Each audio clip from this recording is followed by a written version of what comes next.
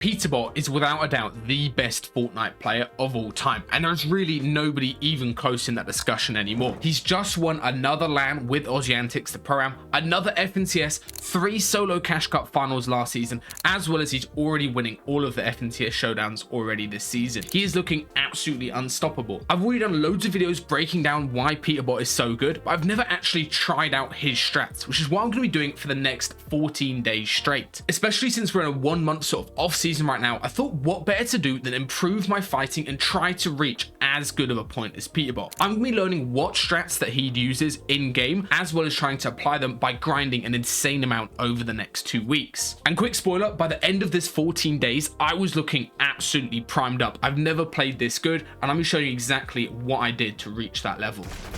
Nice. Now for day 1 of this challenge, I was in luck because the brand new Star Wars season had just dropped, and this gave me a massive opportunity to work on something that I've noticed Peterbot is insanely good at, and that is quite simply fighting well in game. Peterbot is obviously an insane player and creative, and we'll get to that in a second, but he is insanely good as well at winning 1v1s in game, and specifically in solos. If you go back and watch any of the old Peterbot VODs from when he was popping off, just started winning a load of FNCSs in a row, he was dominating in every solo Cash Cup final that he was in, as well as dropping very high kill wins in solos, which is what I'm going to be focused on when I'm improving. So the very start of the challenge, I spent 8 hours on the very brand new day of the season playing solo ranked only, and this is probably one of the hardest things I've done in a while in Fortnite, sitting there playing solo ranked, but I noticed a lot of improvement throughout my day, as well as I got used to the brand new guns and the brand new season. Now hopping into day 2, this is when I realized that I needed to keep on playing solo ranked, especially after day 1. My fighting in game was nowhere near the level that I thought it should be at, and I was making a lot of mistakes, and this is a big thing that I'm going to get onto as we come through these days right here. Peterbot, when he fights, rarely, I mean really rarely, maybe once an entire game, will make a mistake. And on these first couple days, I was making so many mistakes with the way I was approaching players. I was taking lots of damage every single time I was winning a fight, and that led me very vulnerable to third parties. Like right here, I'm dropping down on a wall, I get tagged, I'm able to kill the player with a pre-fire, but I still take a lot of damage ending the fight. And this is how a lot of my ranked games would end. I would get a damage advantage on somebody, but then as I was setting up on the wall, like right here, I'm setting up on the wall, I get pre-fired for 150, and suddenly the fight has changed and I end up losing that fight. And that's something that I need to work on. So the main thing that I learned from these first 2 days of ranked is I actually need to sit down and watch Peterbot's fights in depth and figure out exactly what he does, because he very rarely makes those mistakes, and it's mainly due to some of the plays that he does, like this wall setup. This is such a basic default wall setup, and Peterbot does it the entire time. Is this diagonal cross box that allows this defensive wall, which is really important. So if your opponent edits on you, like what just happened to me in that last game, you can instantly place a wall, sort of protect yourself, and then maintain control. You can hold the wall, and then you can just do a simple edit to take out your opponent. These sort of basic fighting fundamentals are what separates Peterbot from most players, because he never makes mistakes with the fundamentals. Now coming into day 3, I realized I need to keep on learning these mechanical moves that Peterbot pulls off every single time he gets into a fight,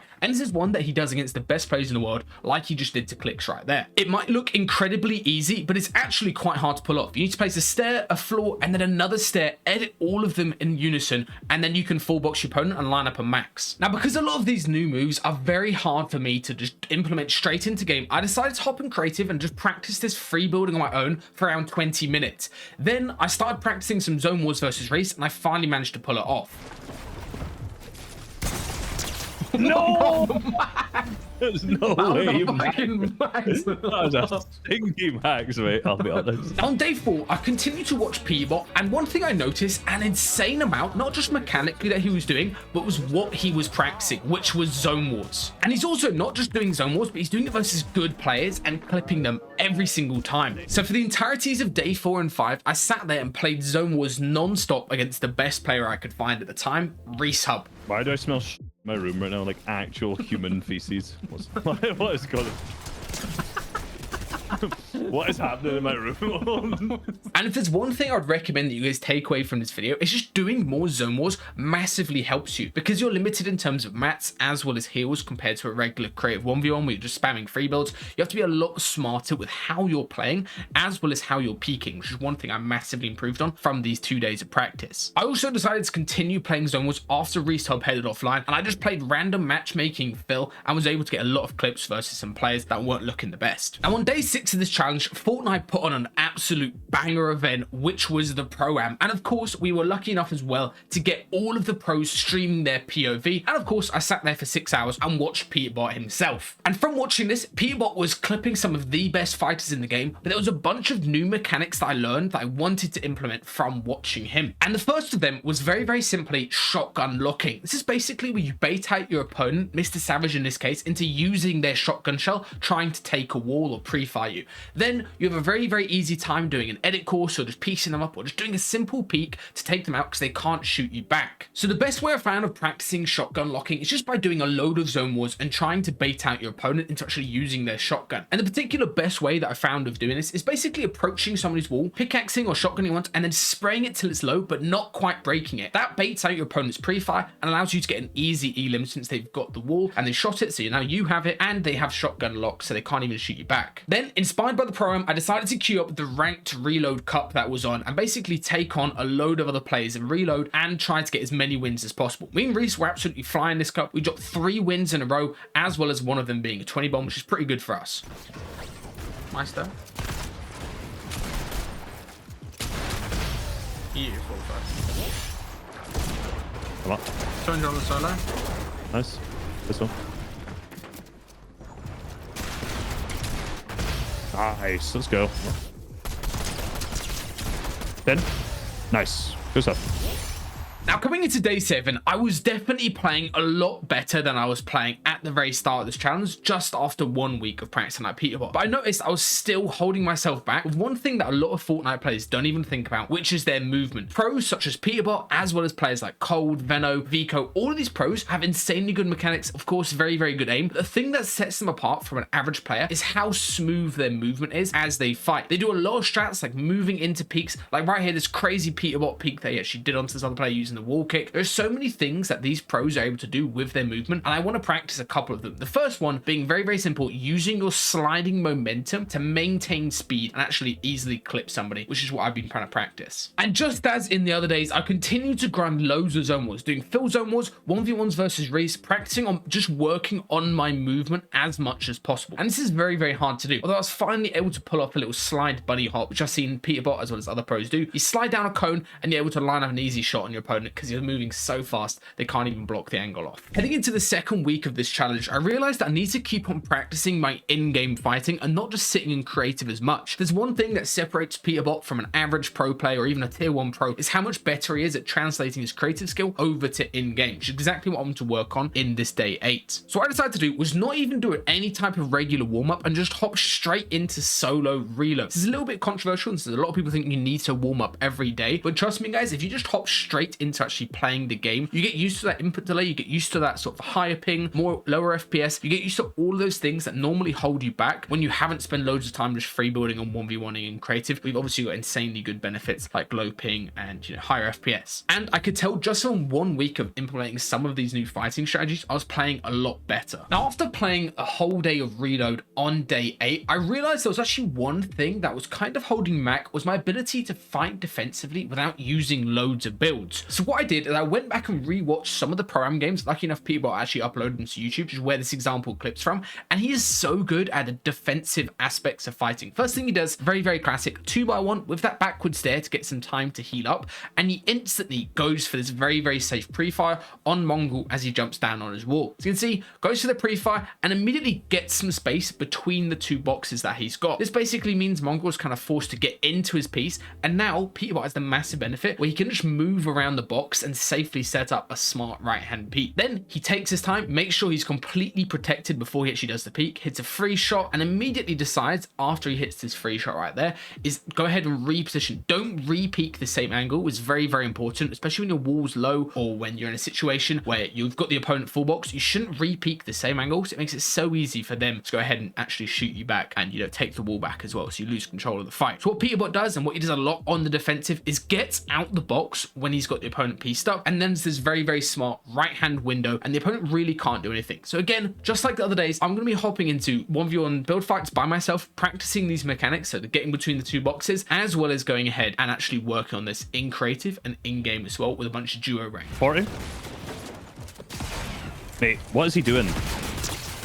Dead. Nice. Cool. I mean, it's full closer. Oh, let's go. Spin your guy. 50 on yours. Rammed him. Spin your one. I'm gonna die. I'm shot. What? I'm dead. He's here. He's on me. He's on me. Full piece. Get up.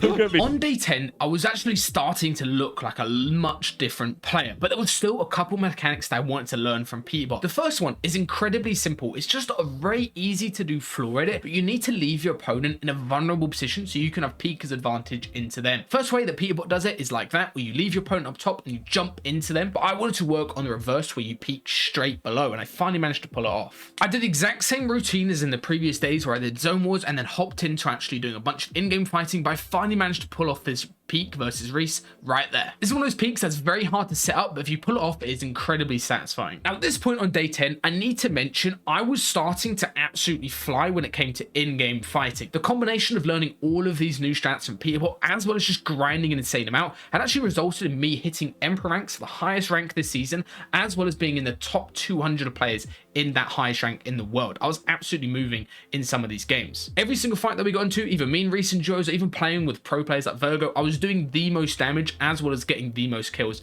every single time, just from combining a bunch of these new strats. It's all those small little differences that you learn from watching a pro player, like right here, spraying the wall to this low HP so the guy pre-fires, then getting the long piece on him, and then getting ease and elim with the new shotgun I added that's absolutely broken. I was also even finally clipping the last people alive in ranked games, which I haven't done for ages, because normally my freebooting mechanics and actual fighting mechanics held me back to prevent me from doing this. Now, coming into these final couple days of improvement, I think it'd be quite easy to just keep on doing the same stuff that I've been doing so far and expecting to keep getting good results. But that's one thing that a lot of Fortnite players make the mistake of, and that's one thing that Peterbot really doesn't. He is playing the game an insane amount and he's never happy with just winning an FNCS. He always wants to keep on reaching a new higher level. So that's exactly why I went back and watched a load of his old highlight videos to figure out exactly what he is doing that makes him so much better than the players that he's clipping in creative. And the key thing that stood out to me is his stair edit selection. Just look at these background clips that I'm playing. He's literally doing like the picture perfect edit to have always the correct crosshair placement after he completes the edit. So even if the opponent is bugging around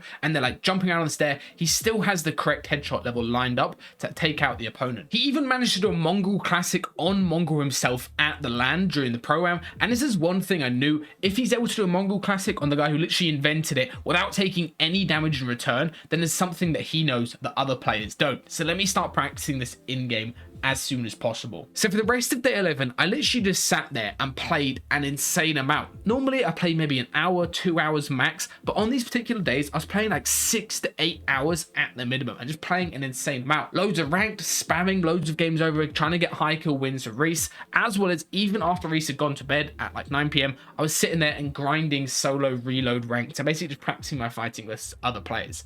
And some of the clips that I was getting, some of the 2v1s, as well as implementing some of these new strats like the stair edits, were really paying off. Now, coming into day 12, there was still one final mechanic that I wanted to learn from Peterbot, which is basically just manipulating cones. As you can see right here, he does it a couple times to block off the opponent's line of sight, as well as maintain his momentum as he goes towards him, as well as hits the full box. And this is actually onto Reap right here. So obviously a very good player, and Peterbot is just full clipping him in zone wars. And this also leads to that technique we were talking about earlier. Look how he goes ahead and actually flips this cone right here to sort of maintain his speed. He resets the floor, flips the cone, and this actually allows him to do that floor peek that we talked about earlier, the one that I did in reverse, but I finally started working on it and actually being able to do it from below, which is what Peterbot does right here. So the first use of this is actually blocking off your opponent's line of sight. So right here, I blocked off Reese's line of sight. I was able to run through, hit 100, and then get a sort of prediction full box onto him and take him out. Those cones, just very simply placing a cone, blocking off your opponent's line of sight, and then quickly resetting it into a shot are so powerful. As well as onto like my 30th 1v1 of the day to warm up right here, I've finally managed to pull off one of those floor peeks that Peterbot does the entire time. Edit down, re-peek, hit a pre-fire into your opponent, and then of course I was able to go ahead and full clip Reese as per usual with the little pre-fire. Now onto the penultimate day of this challenge. This is when it all started to come together. All of those different techniques that I've been working on throughout throughout the week. Like right here, doing a smart stare at it rather than just a 50-50 dumb peek on Therese means that I'm able to deal damage and not take an insane amount in return, as well as this really nice triple edit down with the angle swap so Therese isn't even able to hit me in return. The main result from doing all of this practice, I would say, is literally just how much better I am at dealing damage in a fight without taking loads in return. I'm able to hit pre-fires, hit 100+ tags without taking any damage, as well as most crucially get piece control and get boxes on my opponents without them even being able to see me. Now, on to the final day, number 14 right here. And I've got to say, guys, if you've watched my videos for a while and, you know, you've been following me for a while, maybe a couple years, you will probably realize this is the best I've ever been playing by like a pretty long shot. I've obviously got good results in tournaments in the past, like top 50s. I've made, you know, thousands of dollars from tournaments, and I've gone ahead and, you know, hit lots of nice clips in the past that I've made into highlight videos. But this is actually the best I think I've ever been playing on a pure mechanical and skill ceiling level, and I'm already, you know, getting a little bit older. I'm hitting 25, and it's literally just from playing an insane amount, as well as being very focused and smart with my practice. This is one thing that I see a lot of people saying on YouTube. Normally people with, you know, very little earnings, very little PR, they say that you need to just grind an insane amount, and that is definitely true. But the thing is, if you're not focused and diligent with what you're grinding and what you're actually practicing,